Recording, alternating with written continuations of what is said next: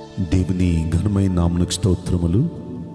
ఈ వాగ్దానం వింటున్న మీకందరికీ మన ప్రభువును ప్రియరక్షకుడైన యేసుక్రీస్తు నామములో శుభములు, మా హృదయపూర్వకమైన వందనములు తెలియచేస్తున్నాం. ఈరోజు దేవుని వాగ్దానం కీర్తనల గ్రంథం 147వ కీర్తన 14వ వచనం. నీ సరిహద్దులలో సమాధానము కలుగచేయువాడు ఆయనే. ఈ మంచి వాగ్దానం వింటున్న మనందరి వెనుకడిలో మంచి దేవుడు నెరవేర్చునుగాక. ఆమేన్. ప్రియ దైవ జనాంగమా, మన సరిహద్దులలో అంటే మనం ఎక్కడుంటే అక్కడ, ఇంట్లో ఉంటే ఇంట్లో, వ్యాపారం దగ్గర ఉంటే వ్యాపారం దగ్గర, ఉద్యోగం దగ్గర ఉంటే ఉద్యోగం దగ్గర, మన పని పాటల్లో ఉంటే పని పాటల దగ్గర, చదువులలో ఉంటే అక్కడ, మనం ఎక్కడుంటే అక్కడ మన సరౌండింగ్స్లో, మన సరిహద్దులలో సమాధానం కలగచేయువాడు ఆయనే.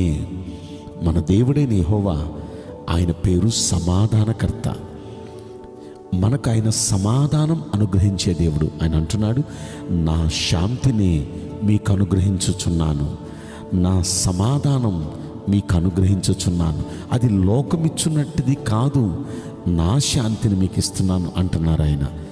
ఆయన సమాధానం ఎట్లాంటిదంటే, భయంకరమైన పెను తుఫానులో చిన్న దోణిలో ఆయన ప్రయాణం చేస్తుంటే అప్పుడు కూడా ప్రశాంతంగా దోణి అమరమున తలగడగా చేసుకొని నిద్రపోతున్నారు ఆయన. అంటే ఆయన అంత సమాధానకర్త, ఆయన అంత పీస్ఫుల్గా ఉండగలిగిన దేవుడు. సమస్యల నడుము నుండి కూడా మనం వెళుతున్న, సమస్యలు రావని బైబిల్లో ఎక్కడ లేదు దేవుణ్ణి నమ్ముకున్న వారికి, కానీ సమస్యల మధ్య నుండి వెళుతున్న సమాధానంగా ఉండగలిగిన ఆ ధన్యత ప్రభు మనకు అనుగ్రహించబోతున్నారు. అదే ఆయన అంటున్నారు చూడండి, నీ సరిహద్దులలో ఎక్కడుంటే అక్కడ సమాధానం కలగ చేయబోతున్నాడు మన దేవుడైన యెహోవా. అయితే ఆయన అలా కలగ చేయాలంటే మనం ఏం చేయాలి? ఆ పై వచనాలు మనం చూస్తే 12వ వచనంలో యెహోవాను కొనియాడుము అనే మాట మనం చూచాం. అంటే దేవుణ్ణి కొనియాడాలి. కొనియాడటం అంటే ఆయన్ని పొగడాలి, ఆయన్ని కీర్తించాలి, ఆయన్ని స్తుతించాలి, ఆయన్ని ఘనపరచాలి. ఎక్కడ ఆయన్ని ఘనపరుస్తారో అక్కడ ఆయన దిగి వస్తాడండి. ఆయన దిగి వస్తే, ఆయన మనతో ఉంటే, ఆయన ఎక్కడుంటే అక్కడ సమాధానమే కదా, ఆయన ఎక్కడుంటే అక్కడ ఆనందమే కదా. ఆయన ఉన్న చోట చీకటి ఉండటానికి వీల్లేదు, చీకటి అనబడిన అపవాది ఉండటానికి వీల్లేదు. అపవాది ఉంటే అన్ని గొడవలే, అపవాది ఉంటే రోగాలు, అపవాది ఉంటే సమస్యలు, అపవాది ఉంటే అన్ని గందరగోళ పరిస్థితులు. కానీ సమాధానకర్త అయిన దేవుడు మనతో కూడా ఉంటే మనం ఎక్కడున్నా సమాధానంగానే ఉంటాం. ఆయన ఒక మాట అంటాడు యెషయా గ్రంథం 43వ అధ్యాయంలో, నీవు జలములలో పడి దాటినప్పుడు నేను నీకు తోడే ఉన్నాను, ఆ జలాలు నిన్ను ముంచలేవు. నీవు అగ్ని మధ్య నడిచినప్పుడు నేను నీకు తోడున్నాను, జ్వాలలు నిన్ను కాల్చలేవు అంటున్నాడు. నిజంగా ఆయన మనం ఎలాంటి పరిస్థితులు గుండా వెళ్ళినా అవి మనల్ని ఏ హాని చేయకుండా మనకు అప్పుడు కూడా సమాధానం ఇవ్వగలిగిన గొప్ప దేవుడు మన దేవుడు. కనుక ఆయన మనకు తోడుగా ఉండి మనతో కూడా ఉండాలి. అంటే ఆయన సమాధానం ఇవ్వాలంటే మనం ఆయన కొనియాడాలి. ఎవరు ప్రభుని గణపరుస్తారో అక్కడ ప్రభు వారితో కూడా ఉంటారు. ఒక మాట చెప్పనా, ఆయన పరలోకంలో ఎందుకున్నారో చెప్పనా, 24 పెద్దలు, 4 జీవులు, కోట్ల కొలదిగా ఉన్న దూతలు అక్కడ రాత్రింబగళ్ళు వారు దేవుణ్ణి కొనియాడుతున్నారు, వారు దేవుణ్ణి కీర్తిస్తున్నారు.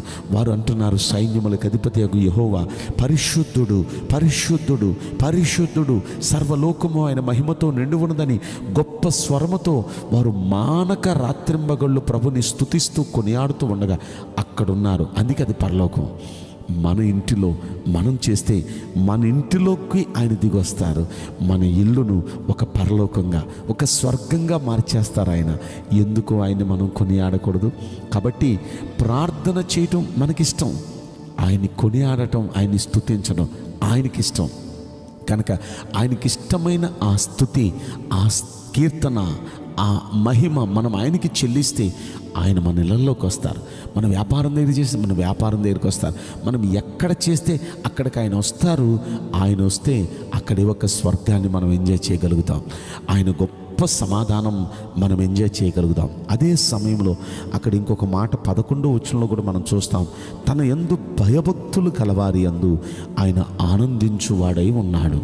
అంటే ఆయనకు భయపడుతూ భక్తి చేసేవారు ఎక్కడుంటే అక్కడ వారిని చూస్తూ ఆయన ఆనందపడతాడు. ఆనందపడటమే కాదు, ఆయన వారి మధ్యకి వస్తాడు. ఆ గొప్ప సమాధానం వారికి అనుగ్రహిస్తారండి. నిజంగా ఆయనకు భయపడే వారిని బట్టి ఆయన ఆనందపడుతూ ఉంటారు. ఈ రోజున మనం ఎక్కడున్నా సరే మనం ఆయనకు భయపడదాం. ఎందుకంటే మనమున్న ప్రతి స్థలంలో ఆయన ఉన్నారు అనే భయం మనలో ఉండాలి. ఆయన మనతో ఉన్నారు అనే భయం మనం తప్పు చేయకుండా మనల్ని కాపాడుతుంది. ఆయన ఉన్నారనే భయంతో శ్రద్ధగా మనం భక్తి చేస్తూ ఉంటే, అలా భయపడుతూ భక్తి చేసే వారిని బట్టి ఆయన ఆనందపడతారు. వారి మధ్య ఆయన ఉంటారు. ఖచ్చితంగా గొప్ప సమాధానం అనుగ్రహిస్తారు. కాబట్టి ఈ వాగ్దానం వింటున్న మనందరం ఆయన్ని స్తుతించి కీర్తించే వారిగా ఉందాం. రెండవది, ఆయనకి భయపడుతూ భక్తి చేసేవారిగా ఉందాం. ఖచ్చితంగా మనకు ఆయన తోడుగా ఉండి ఆయన గొప్ప సమాధానం మనందరి సరిహద్దులలో ఆయన అనుగ్రహించబోతున్నారు. ఈ వాగ్దానం మనందరి పట్ల నెరవేరునుగాక. ఆమేన్. నేను మీకోసం ప్రార్థన చేయబోతున్నాను. పరిశుద్ధుడా, ప్రేమగల యేసురాజా, మీ పరిశుద్ధ బంగారు పవిత్రమైన నామమునకు నిండు మనసుతో కోట్ల కొలదిగా స్తుతులు స్తోత్రములు వందనాలు చెల్లిస్తున్నాం. ఈ వాగ్దానం వింటున్న ప్రియుల జీవితంలో దయచేసి ఈ వాగ్దానం నెరవేర్చి కృప చూపించండి.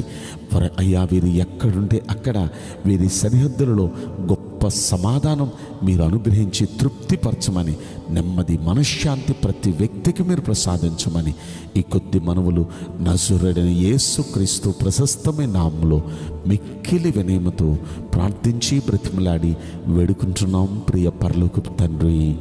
ఆమేన్. May God bless you all. Thank you.